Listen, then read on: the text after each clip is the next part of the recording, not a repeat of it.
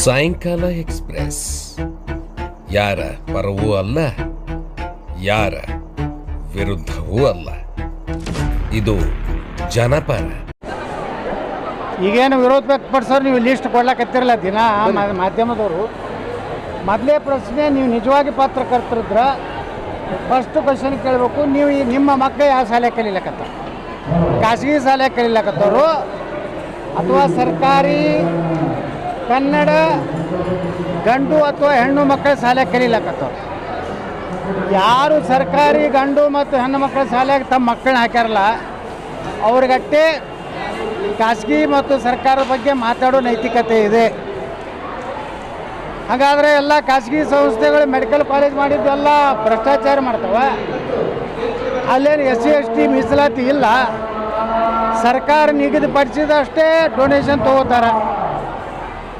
ಆ ಸಂಸ್ಥೆ ಬೆಳೆಸಿರ್ತಾರೆ, ಒಳ್ಳೆ ಸ್ಟಾಫೇ ಇಟ್ಟಿರ್ತಾರೆ. ಈಗ ಸರ್ಕಾರ ಬಳಿ ನಮ್ಮ ದುಡ್ಡಿಲ್ಲ, ನಾವು ಪ್ರೈವೇಟ್ ಮತ್ತು ಪಬ್ಲಿಕ್ ಒಂದು ಇದರದಿಂದ ನಾವು PPP ಮಾಡೆಲಲ್ಲಿ ಮಾಡ್ತೀನಂದ್ರೆ, ಇದೇ ಶಿವಾನಂದ ಪಾಟೀಲ್ ಆರೋಗ್ಯ ಮಂತ್ರಿ ಇದ್ದ, ಅವಾಗ ಯಾಕೆ ಮಾಡಲಿಲ್ಲ ಸರ್ಕಾರಿ ಮೆಡಿಕಲ್ ಕಾಲೇಜು? ಅವಾಗ ನಾವು ಪ್ರಯತ್ನ ಪಟ್ಟು ಏನು ನಾಚಿಕೆ ಆಗಬೇಕು ಪ್ರಯತ್ನ. ನಾವು ಸಹಕಾರ ಕೊಡ್ಲಿಕ್ಕೇನಿದೆ? ಶಿವಾನಂದ ಪಾಟೀಲ್ ಯಾರಿಗೆ ಸಹಕಾರ ಕೊಟ್ಟಾನ? ಬಿಜಾಪುರ್ನಲ್ಲಿ ಯಾರಿಗೂ ಕೊಟ್ಟಿಲ್ಲ. ಬರೀ ಲೂಟಿ ಮಾಡೋದು ಬಿಟ್ಟರೆ, ಬಿಜಾಪುರ್ನಾಗ ಆಸ್ತಿ ಮಾಡೋದು ಬಿಟ್ಟರೆ ಅವ ಏನು ಜೀವನದಾಗ ಸಾರ್ವಜನಿಕವಾಗಿ ಶಿವಾನಂದ ಪಾಟೀಲ್ ಕೊಡುಗೆ ಏನೈತಿ ನೀವು ಕೇಳಬೇಕು. ಪತ್ರ ನಿಮ್ಮದೇನು ಕಾಂಟ್ರಿಬ್ಯೂಷನ್ ಏನು? ಬರೀ DCC ಬ್ಯಾಂಕು ಅಲ್ಲೆಲ್ಲ ಸಬ್ಸಿಡಿ ಬರ್ತೈತಿ, ಕನ್ಸೆಷನ್ ಬರ್ತೈತಿ, ಪೆಂಡಿ ಹೊಡ್ಕೊತದಾನ. ತನಗೆ ಮಾತಾಡೋ ನೈತಿಕತೆ ಇಲ್ಲದು ತನ್ನ ಮಗನ ಕಡೆಯಿಂದ ನನಗೆ ಯತ್ನಾಡ್ರ ಕೊಡುಗೆ ಏನಂತ ಕೇಳಿಸ್ತಾರೆ. ನಾಳೆ ನನ್ನ ಮಗನೂ ಬಿಟ್ಟಿದ್ದೆ ಅಂದ್ರೆ ನನ್ನ ಮಗನೂ ಅಟ್ಟೆ ಚೂರದಾನ. ನಾ ಅಂತ ಹಲ್ಕ ರಾಜಕಾರಣ ಮಾಡೋದಿಲ್ಲ. ಶಿವಾನಂದ ಪಾಟೀಲ್ ಆರೋಗ್ಯ ಮತ್ತು ಕುಟುಂಬ ಕಲ್ಯಾಣ ಮಂತ್ರಿದಾಗ ಯಾಕೆ ಮಾಡಲಿಲ್ಲ? ಸರ್ಕಾರಿ ಮೆಡಿಕಲ್ ಕಾಲೇಜ್ ಯಾಕೆ ಮಾಡಲಿಲ್ಲ? ಹೆಲ್ತ್ ಮಿನಿಸ್ಟ್ರು ಈಗ ಯಾಕೆ ಅದನ್ನು ರಾಕ್ ತೆಗೆದಾರ? ಬಿಜಾಪುರ ಇವತ್ತು ವಿಜಯಪುರ ನಗರ ಭಾರತದಲ್ಲಿ 3ನೇ ಒಳ್ಳೆಯ ಗಾಳಿ ಇರೋ ನಗರ. ಇಡೀ ಕರ್ನಾಟಕದ ಯಾವುದೇ ಭಾಗದಿಂದ ಬಿಜಾಪುರಕ್ಕೆ ಬಂದರೆ 10 ವರ್ಷದ ಹಿಂದಿನ ಬಿಜಾಪುರ ಬದಲಾವಣೆ ಆಗಿದೆ. ಇಲ್ಲಿ ಸಾಕಷ್ಟು ಬೆಲೆಗಳು, ಇವತ್ತು ಭೂಮಿ ಬೆಲೆ ಹೆಚ್ಚಾಗಿದೆ. ಇಲ್ಲಿ ಸರ್ಕಾರಿ ಇರಲಿ ಪ್ರೈವೇಟ್ ಇರಲಿ, ಒಂದು ಮೆಡಿಕಲ್ ಕಾಲೇಜ್ ಬಂದರೆ ಸಾವಿರಾರು ಇಲ್ಲಿ ನಿರುದ್ಯೋಗ ಯುವಕರಿಗೆ ನೌಕರಿ ಸಿಗ್ತದೆ. ನೀವು ಮಾಡು, ನಿಮ್ಮ ತಮ್ಮಿದೆಯಾ ಶಿವಾನಂದ ಪಾಟೀಲ್? ನಿನ್ನ ಬೆನ್ನ ಹತ್ತದಂಥ ಜಿಲ್ಲೆಗಳ ಕಡೆಯಿಂದ ಏನು ಸ್ಟೇಟ್ಮೆಂಟ್ ಕೊಡ್ತಾ ಇದೆಯಲ್ಲ? ವಿರೋಧ ಕಾರಣ ಅಂದರೆ ಬಿಜಾಪುರ ಡೆವಲಪ್ಮೆಂಟ್ ಆಗ್ತದೆ, ಇನ್ನೊಂದು ಮೆಡಿಕಲ್ ಕಾಲೇಜ್ ಆಗ್ತದೆ. ಇಲ್ಲಿ ಸಾವಿರಾರು ನಮ್ಮ ನಿರುದ್ಯೋಗ ಯುವಕರಿಗೆ ಕೆಲಸ ಆಗ್ತದೆ, ಡಾಕ್ಟರ್ಸಿಗೆ ಒಂದು ಉದ್ಯೋಗ ಆಗ್ತದೆ. ಅದರಿಂದ ವಿಜಯಪುರದ ಆರ್ಥಿಕ ಸ್ಥಿತಿ ಬದಲಾವಣೆ ಆಗ್ತದೆ. ಇದು ಮತ್ತೆ ಯತ್ನಾಳಿಗೆ ಕ್ರೆಡಿಟ್ ಹೋಗ್ತದೆ. ಇವತ್ತು ನಾನೇ ತೊಗೋತೀನಂತಿಲ್ಲ, BID ಅವರು ತೊಗೋಬೋದು, KLE ಅವರು ತೊಗೋಬೋದು. ಯಾರು ಟೆಂಡರ್ ಹಾಕ್ತಾರೋ ಅವಾಗ ಆಗ್ತದೆ. ನನಗೆ ಈ PPP ಮಾಡೆಲ್ ನಾ ತೊಗೋಬೇಕು ಅನ್ನೋ ಹುಚ್ಚೇನಿಲ್ಲ. ನಾ ಪ್ರೈವೇಟ್ ಮತ್ತೊಂದು ಮೆಡಿಕಲ್ ಕಾಲೇಜ್ ನಾ ಮಾಡ್ತೀನಿ. ಏನು ಯಾವುದು PPP ಮಾಡೆಲ್ ಬೇಡ, ಏನು ಬೇಡ. ನಮ್ಮ ತಾಕತ್ತೈತಿ, ನಾವು ಮಾಡ್ತೀವಿ.